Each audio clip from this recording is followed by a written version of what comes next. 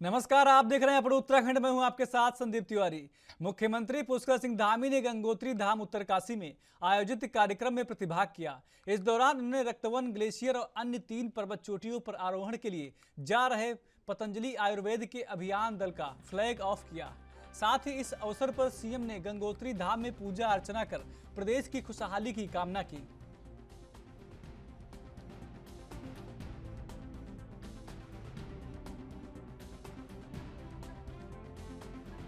हमारे आचार्य बालकिशन जी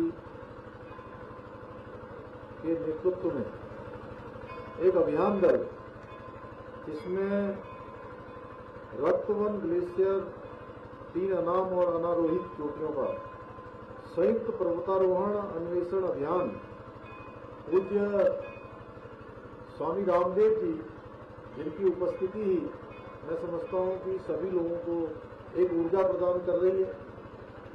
और अभी पूज्य स्वामी जी ने अपने मुखार बिंदु से हम सभी लोगों को यहाँ पर संबोधित किया, बहुत सारी बातों के बारे में बताया।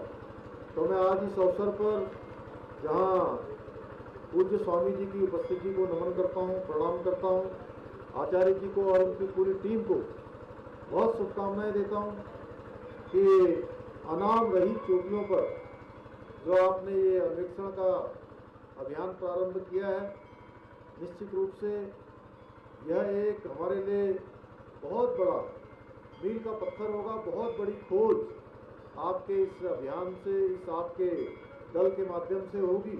मुख्यमंत्री जी, आप ऐसे ही नए नए इतिहास गढ़ते रहिए, नए नए पर्वत श्रृंखलाएं चढ़ते रहिए।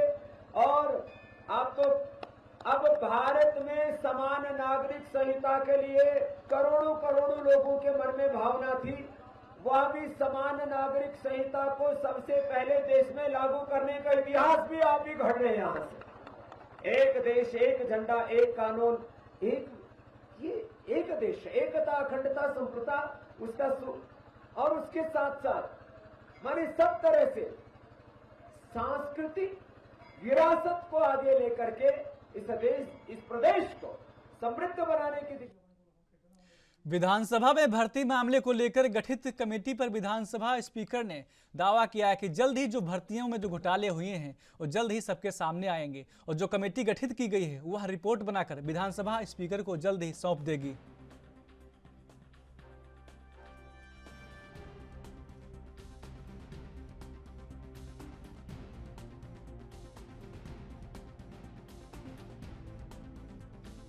तो आपको बता दें कि विधानसभा में भर्ती मामले को लेकर गठित कमेटी पर विधानसभा स्पीकर ने मीडिया से बात की। उन्होंने कहा कि कमेटी पूरी पारदर्शिता से अपना काम कर रही है, चाहे शनिवार हो या रविवार, देर रात तक कमेटी द्वारा कार्य किया जाता है।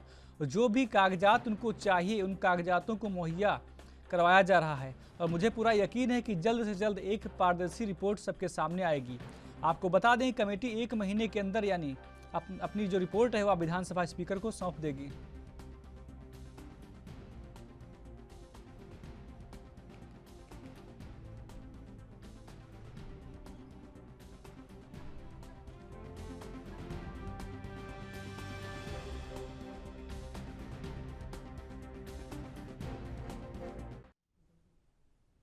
खाद्य मंत्री रेखा आर्य ने उत्तराखंड सचिवालय के विश्वकर्मा सभागार में खाद्य विभाग की एक महत्वपूर्ण बैठक ली।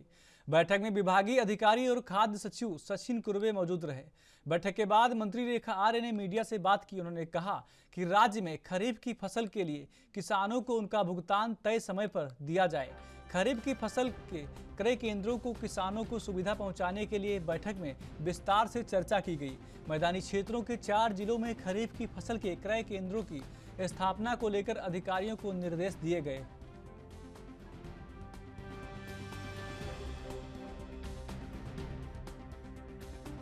देखिए, आज खाद्य विभाग की बैठक ली है और इस बैठक में हमारे एक विषय जो बहुत ही महत्वपूर्ण था कि अब की बार जो हमारी खरीफ की फसल है उसके क्रय केंद्रों को सुनिश्चित करना, किसानों को सही समय पर भुगतान हो जाना और क्रय केंद्र जो है किसानों के आसपास ही हो, इसकी चिंता करना। इसको लेकर हमारे चारों जनपद जो हमारे उधम सिंह नगर के हैं, खासकर नंबर 1 पर वो है हमारा नैनीताल है, हरिद्वार है, इन जनपदों को लेके जो है आज जिलाधिकारियों के साथ में और विभाग के सचिव कमिश्नर के साथ में जो है आज पूरी बैठक ली गई है और इस बैठक में जिलाधिकारियों को भी निर्देशित किया है और साथ साथ में जो हमारे क्रय केंद्र हैं जो लगभग 257 के करीब हमारे क्रय केंद्र हैं उनको भी जो कोऑपरेटिव यूसीएफ की केंद्र संस्थाएं हैं उनको भी ये बता दिया गया है कि आप ठीक प्रकार से तैयारी कर लें ताकि किसान को किसी प्रकार की असुविधा न होने पाए। और इसके साथ साथ में भारत सरकार ने जो न्यूनतम समर्थन मूल्य हमारे चावल की खरीद के लिए रखा है वो 2040 रुपये है और ग्रेड 1 चावल के लिए 2060 रुपये रखा है और मैं पूरे प्रदेश भर की जो चावल खरीद का जो लक्ष्य है वह 9 लाख मीट्रिक टन जो है वह रखा गया है। तो विभाग की ओर से पूरी तैयारी कर ली गई है और जनपदों में जिलाधिकारी को भी सचेत कर दिया गया है कि किसी किसान को कोई परेशानी न होने पाए और समय पर भुगतान के लिए भी सहकारिता विभाग को जो है धनराशि हमारी ओर से उनसे डिमांड करने के लिए कहा गया है और धनराशि भी समय पर रहते हुए उनको मिल जाए उसको हम लोग सुनिश्चित कर रहे हैं। मैडम जो आप देखिए खाद्य विभाग की हमेशा से सजगता रही है और आज मैं ये कह सकती हूँ कि संबंधित जिलाधिकारियों ने अपने अपने जनपदों में जहाँ पे आपदा के मामले ज़्यादा हमको दिखाई पड़ते हैं या जिसके अलार्म पहले से हमारे पास में रहते हैं तो वहाँ पर 5-5 महीने का 3-3 महीने का राशन जो है वो एडवांस में जो है गोदामों में रखा गया है ताकि आम जन को जो है राशन से कहीं भी किसी प्रकार से वो वंचित ना रहने पाए उसको हम लोगों ने हल्द्वानी में आज युवा एकता मंच के बैनर तले कुमाऊं से सैकड़ों बेरोजगार युवाओं ने जन आक्रोश रैली के माध्यम से प्रदर्शन किया। इस दौरान लोगों ने सरकार से भर्तियों में हो रही गड़बड़ी और पेपर लीक मामले की सीबीआई से जांच कराने की मांग की। इस दौरान युवाओं की जन आक्रोश रैली को समर्थन देने के लिए पहुंचे उत्तराखंड के नेता प्रतिपक्ष यशपाल आर्य ने एएनबी न्यूज से खास बातचीत की। उत्तराखंड में हुए अब तक के सबसे बड़े भर्ती घोटाले को लेकर के युवा जहां एक तरफ आक्रोशित है वहीं आज हल्द्वानी में तमाम राजनीतिक संगठन युवाओं को समर्थन देने पहुंचे हैं। क्योंकि एसएससी यहाँ पर जो भर्ती घोटाला हुआ उसमें लगातार युवाओं के द्वारा सीबीआई की मांग की जा रही है। मेरे साथ मौजूद है इस वक्त उत्तराखंड कांग्रेस के यहाँ पर जो नेता प्रतिपक्ष हैं यशपाल आर्य जी, वो यहाँ पहुंचे हैं युवाओं को समर्थन देने। सर, यहाँ पर जो भर्ती घोटाला हुआ है आप लोग लगातार सरकार को घेर रहे हैं, आज युवा एकजुट हुए हैं, क्या कहना चाहेंगे? आप यहाँ खुद पहुंचे हैं आज। देखिए, बहुत बड़ा घोटाला अधीनस्थ ट्रेन सेवा आयोग में जो लगातार भर्तियाँ रही हैं उसमें वो चेहरे बेनकाब होने चाहिए जिनके पीछे इन जो गिरफ्तार हुए हैं उनका संरक्षण था।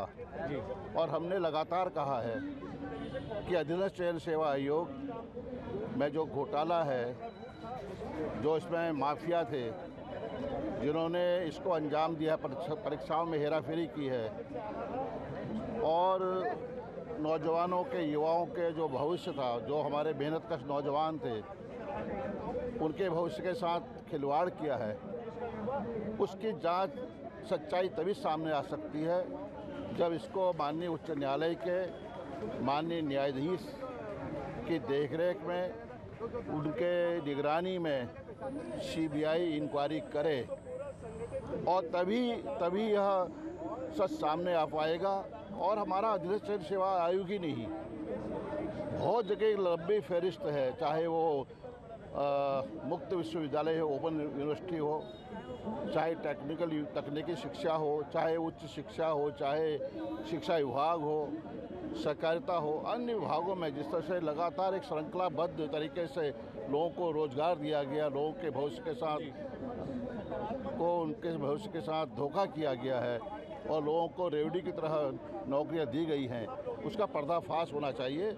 इसीलिए कांग्रेस ने मुखर होकर इस मुद्दे को उठाया है और आगे भी ये लड़ाई यहीं पर खत्म नहीं होती है।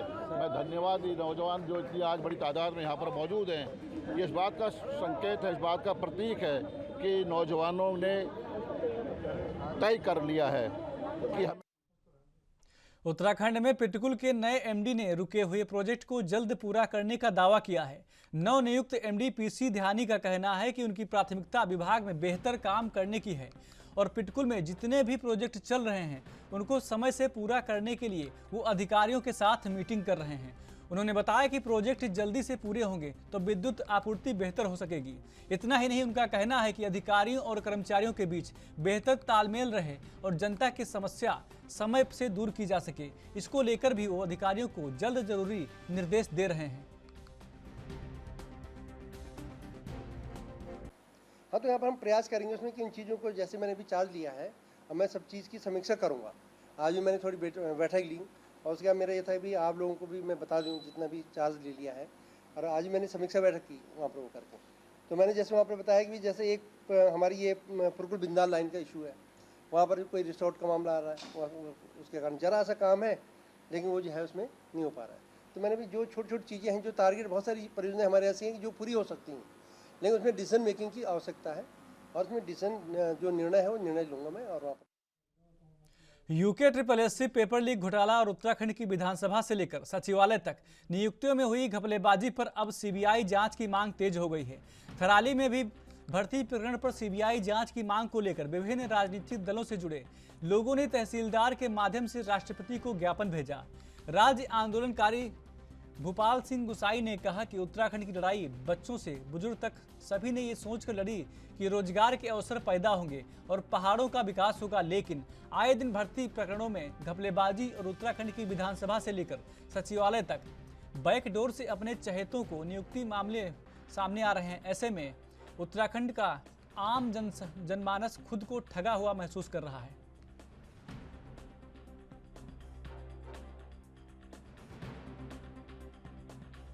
देखिए, हम उत्तराखंड की जनता महामहिम राष्ट्रपति महोदय से एक निवेदन करते हैं कि उच्च न्यायालय के सेवानिवृत्त न्यायाधीश की अध्यक्षता में एक जांच कमेटी बैठाया जाए, जो कुंजवाल हों चाहे अग्रवाल हों, चाहे भरागी सचिवालय में अनैतिक रूप से भर्तियां हुई हों, चाहे देहरादून के राजधानी में सचिवालय में अवैध रूप से नियुक्तियां हुई हों, और जो ये हाकम सिंह जैसे लोग भर्तियों में इतना रुपया लेकर के हमारे निम्न वर्ग और मध्यम वर्ग के लोगों के ऊपर भावना पर पानी फेर रहे हैं।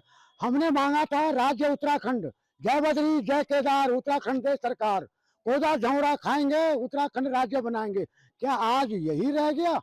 दो दलों के दो विधानसभा अध्यक्षों ने अपने नातेदार रिश्तेदारों को नौकरी दे दी। हाकिम सिंह जैसे लोग 15-15 लाख रुपया लेकर के रिश्वत दे के नौकरी पर लगा रहे हैं।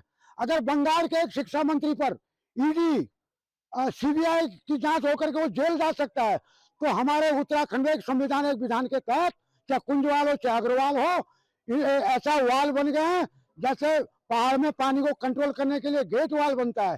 इन भ्रष्ट नेताओं को जेल डाला जाए और निष्पक्षता से जो है आने वाले उत्तराखंड के लोगों को नौकरी दी जाए। जय बद्री जय केदार। हमारा पूरा जनपद चमोली उत्तराखंड के युवा बेरोजगार जो आंदोलनरत हैं और जिनके भविष्य के लिए ये उत्तराखंड राज्य का निर्माण हुआ था, उस राज्य के गठन के बाद से आज तक तमाम प्रकार की भर्तियों में जो धांधलियां हुई हैं, जो अनियमितताएं हुई हैं, उसकी सीबीआई से जांच हो और वो भी हाई कोर्ट के सिटिंग जज के निगरानी में हो। ये हमारा सारे प्रदेश के लोगों का है, ताकि ये प्रदेश शुद्ध प्रदेश, इसकी शुचिता बनी रहे। उत्तराखंड जिस प्रकार से देवभूमि है उसकी शुचिता बनी रहे, ये जिम्मेदारी केंद्र सरकार की है, क्योंकि केंद्र सरकार के अधीन ही सीबीआई होती है। इसलिए हम क्यों, और इसमें जो इसका ग्रह है, जो इसके लोग हैं, वो अनेक प्रदेशों तक फैले हुए हैं। इसलिए भारत सरकार को चाहिए कि वो शीघ्र उत्तराखंड में तमाम सभी जिन भर्ती घोटालों पर, जिन पर लोगों की शंकाएं हैं, आशंकाएं हैं, वो तमाम प्रकार की भर्तियों पर एक बृहद जांच बिठाई जाए। दूध का दूध, पानी का पानी उत्तराखंड की जनता के सामने प्रस्तुत किया जाए, और ऐसी उम्मीद करते हैं कि निश्चित रूप से इसमें सीबीआई की जांच होनी है। और यदि नहीं होगी तो उत्तराखंड राज्य के सारे लोग, जिस प्रकार से हमारे राज्य का गठन हुआ था, अब आपको इस बात के, हम तो राष्ट्र की इस बात की है कि हमारे यहाँ 4th क्लास में आपके पोस्ट ऑफिस में बिहार का आदमी सर्विस कर रहा है, तो यहाँ का आदमी कहाँ जाएगा? जिन लोगों ने ये उत्तराखंड राज्य बनाया था, उनके तो हिस्से में कुछ आ ही नहीं रहा है। उनके हिस्से में केवल बाढ़ और बाघ के अलावा कुछ नहीं आ रहा है। इसलिए हम लोग इस उत्तराखंड राज्य की जो अवधारणा है, उसके ही अस्तित्व पर ये प्रश्न चिन्ह लग जाएगा यदि सीबीआई। अल्मोड़ा जिले के दन्या में पिछले दिनों एक कपड़े की दुकान में आग लगने के मामले का पुलिस ने खुलासा कर दिया है।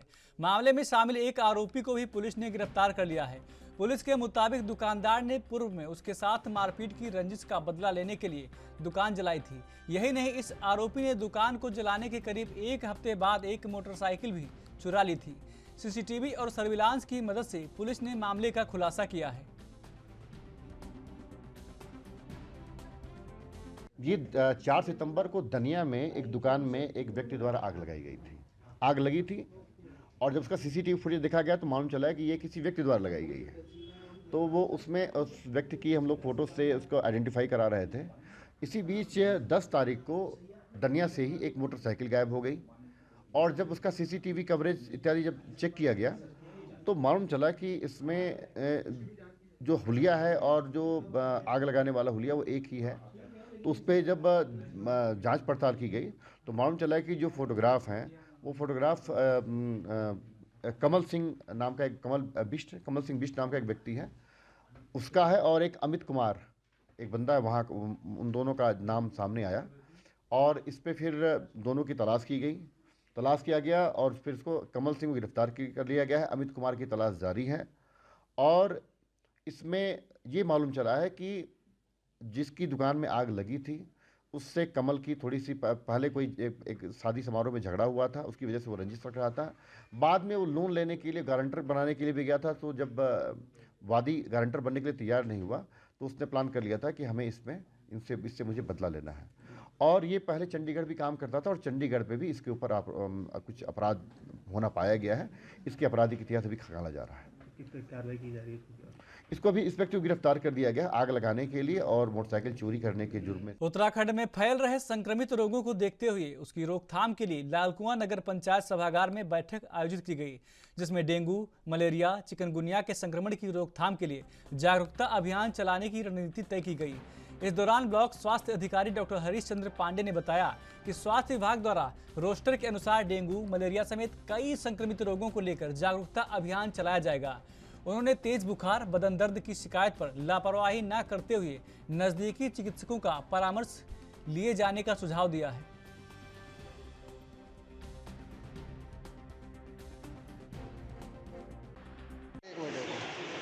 रोस्टर के आधार पर हमारे आशा और हमारे फील्ड कर्मचारी, हमारे सुपरवाइजर्स, हमारी एएनएम्स फील्ड में जाके सर्वे कर रही हैं तथा घर घरों में जाके ज़्यादा से ज़्यादा अवेयरनेस का प्रोग्राम किया जा रहा है। इसके अतिरिक्त हमारे इंडोर स्प्रे एंड फॉगिंग ये वाले कार्य भी किए जा रहे हैं। कई विभागों के हमारे सरकारी कर्मचारी अधिकारी लोग यहाँ आए हुए हैं। हरीश पांडे जी जो मेन यहाँ लोकल के डॉक्टर साहब हैं, जो उनकी जिम्मेदारी है, प्रभारी है, उनके नेतृत्व में जल संस्थान से लेकर कई विभाग यहाँ आए हुए थे। और मलेरिया और डेंगू बुखार को रोकने के लिए डॉक्टरों द्वारा, डॉक्टर कृष्णा जी लव पांडे जी, सब लोगों ने इतनी अच्छी बात बताई कि वास्तव में इतनी सब जागरूकता जनता में किया जाए तो डेंगू और मलेरिया का नामो निशान नहीं दिखाई देगा। क्योंकि डॉक्टर साहब लोग के जो वक्तव्य थे उनके जानकारी उन्होंने दिया, तो हमारे मीडिया के लोग, आप लोगों से भी मैंने निवेदन किया कि इस बात को जनता में ज़्यादा से ज़्यादा जो है जागरूक फैलाएं ताकि यहाँ डेंगू देखने को ही न मिले, मलेरिया होए नहीं। यही मैं आप लोग। नैनीताल दुर्गा पूजा महोत्सव कमेटी के तत्वाधान में इस वर्ष 1 से 5 अक्टूबर तक दुर्गा पूजा महोत्सव का आयोजन किया जाएगा। दुर्गा महोत्सव को लेकर कमेटी ने तैयारियां शुरू कर दी हैं। कोलकाता से आए कलाकार पिछले 15 दिनों से शिवशंकर गुहा मजूमदार के संयोजन में मां दुर्गा की मूर्तियों का निर्माण कार्य कर रहे हैं। साथ ही मूर्तिकार गोपीनाथ बताते हैं कि वो और उनका मित्र पिछले करीब 14 साल से मूर्तियां बनाने का काम करते हैं। देश के विभिन्न राज्यों में जाकर मूर्तियां बनाते आए हैं।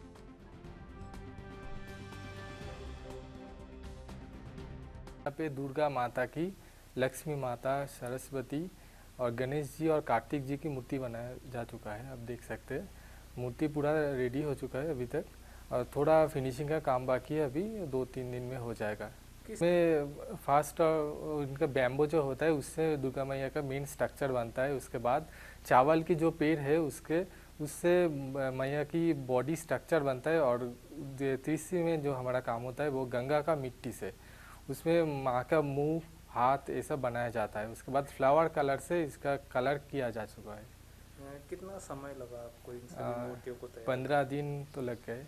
दिन रात हमने काम किया है यहाँ तक, 14 घंटे, करीबन 16 घंटे काम करने के बाद इनका रूप दान कर चुका हूँ मैं। करीबन 13-14 साल से ये मूर्ति का ही काम कर रहे हैं। इस बार तो हम सभी लोग मिलकर पूरी कोशिश कर रहे हैं। जो 2 वर्ष का हमारा गैप रह गया है और भक्तजनों का सबका ये कहना है कि साहब भव्य रूप में किया जाए और अच्छे तरीके से किया जाए। जो पुराने रूप में की जाती थी उसी रूप स्वरूप में फिर से मनाई जाए। मूर्ति तैयारी की ओर हो गई है और हम षष्ठी पंचमी के दिन मूर्ति को मंदिर प्रांगण में अपने स्थान जहाँ पूर्व वर्षों की तरह किया जाता है वहाँ पर रख देंगे और सजावट कार्य और अन्य कार्यों की पूर्ति के बाद षष्ठी से मूर्ति का कार्य शुरू हो जाएगा। कलश यात्रा षष्ठी को करेंगे, उसके बाद आपका मूर्ति प्राण प्रतिष्ठा आदि। केंद्रीय कारागार सितारगंज में उम्र कैद की सजा काट रहे कैदी की अचानक जेल में मौत हो गई, जिसके बाद कैदी के शव को केंद्रीय कारागार की एम्बुलेंस से सामुदायिक स्वास्थ्य केंद्र लाया गया, जहां पर शव का पंचनामा भरकर उसे पोस्टमार्टम के लिए भेज दिया गया।